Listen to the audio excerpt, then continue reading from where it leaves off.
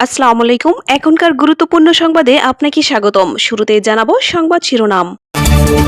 আসন্ন ত্রয়োদশ জাতীয় সংসদ নির্বাচনকে কেন্দ্র করে ইসলামী আন্দোলন বাংলাদেশের জোট বর্জনের সিদ্ধান্ত। সন্ত্রাস চাঁদাবাজ মুক্ত বাংলাদেশ গড়তে পুরো জাতি ঐক্যবদ্ধ, বললেন বুলবুল। আপোষহীন নেতৃত্বের প্রতীক ছিলেন খালেদা জিয়া, বললেন এরশাদ উল্লাহ। শুনছিলেন শিরোনাম, এবারে বিস্তারিত। আসন্ন ত্রয়োদশ জাতীয় সংসদ নির্বাচনকে কেন্দ্র করে ইসলামী আন্দোলন বাংলাদেশের জোট বর্জনের সিদ্ধান্ত, জামায়াত আমিরের নির্বাচনী সফর এবং পরবর্তী দলীয় করণীয় নির্ধারণের জরুরি বৈঠকে বসেছে বাংলাদেশ জামায়াতে ইসলামী। শনিবার সকাল ৯টায় রাজধানীর মগবাজারের দলটির কেন্দ্রীয় কার্যালয়ে দলটির কেন্দ্রীয় নির্বাহী পরিষদের বৈঠক শুরু হয়। সর্বশেষ খবর অনুযায়ী বৈঠক চলছে বলে জানা গেছে।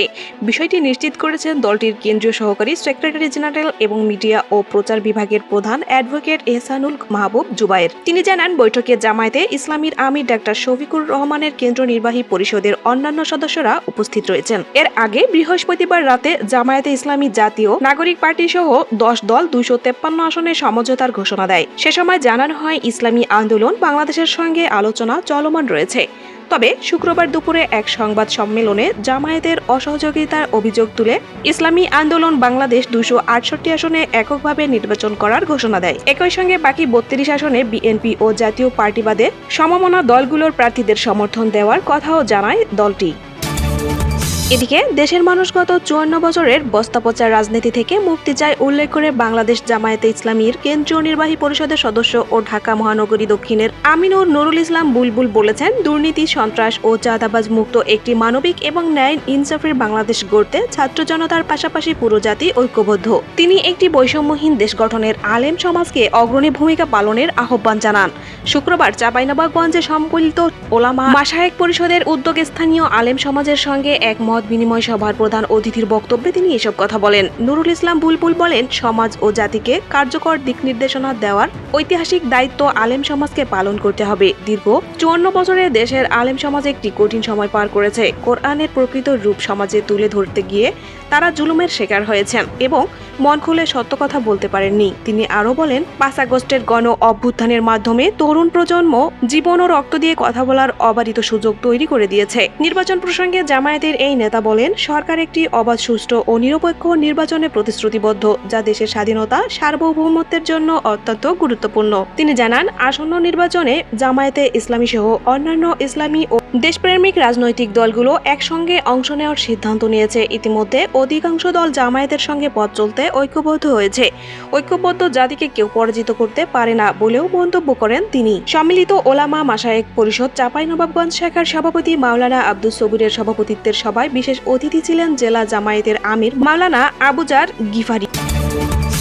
এদিকে চট্টগ্রাম মহানগর বিএনপির আহ্বায়ক এরশাদ উল্লাহ বলেছেন, বাংলাদেশের গণতান্ত্রিক ইতিহাসে সাহস, আপোষহীনতা ও নেতৃত্বের প্রতীক ছিলেন দেশনেত্রী বেগম খালেদা জিয়া। তিনি শুধু একটি রাজনৈতিক দলের নেতা নন, তিনি এ দেশের গণতন্ত্র, স্বাধীনতা ও সার্বভৌমত্ব রক্ষার প্রতীক। শুক্রবার নগরের রৌফাবাদ এলাকায় মরহুমা বেগম খালেদা জিয়ার আত্মার মাগফিরাত কামনায় দোয়া মাহফিলের প্রধান অতিথির বক্তব্যে তিনি এসব কথা বলেন। এরশাদুল্লাহ বলেন, স্বাধীনতার পরবর্তী বাংলাদেশের সবচেয়ে কঠিন সময়গুলোতে খালেদা জিয়া দৃঢ় নেতৃত্ব দিয়ে দেশকে এগিয়ে নিয়েছেন। বহু প্রতিকূলতা, নির্যাতন ও ষড়যন্ত্রের মুখেও তিনি কখনো মাথা নত করেননি। গণতন্ত্রের প্রশ্নে তার অবস্থান ছিল সবসময় স্পষ্ট ও আপোষহীন।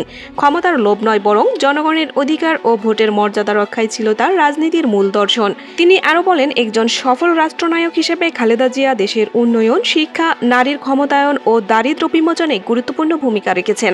একজন সংগ্রামী নেত্রী হিসেবে তিনি অন্যায় ও ফ্যাসিবাদের বিরুদ্ধে অবিচল থেকেছেন।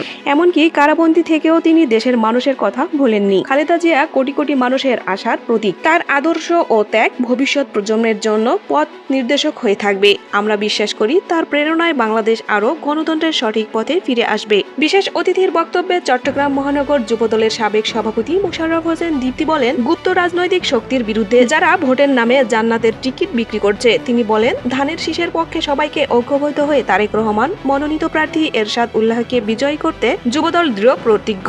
একই সঙ্গে যুবদলের নেতা কর্মীদের তারেক রহমান প্রদত্ত 31 দফা ভোটারদের ঘরে ঘরে পৌঁছে দেওয়ার আহ্বান জানান তিনি বলেন, গত 17 বছর ধরে হারানো ভোটাধিকার ও গণতন্ত্র পুনরুদ্ধারের আন্দোলনের যুবদল রাজপথে রয়েছে। দোয়া মাহফিলের পশ্চিম শহীদনগর গাউছিয়া তৈয়বিয়া জামে মসজিদের খতিব মাওলানা খলিলুর রহমান আল কাদেরী মোনাজাত পরিচালনা করেন।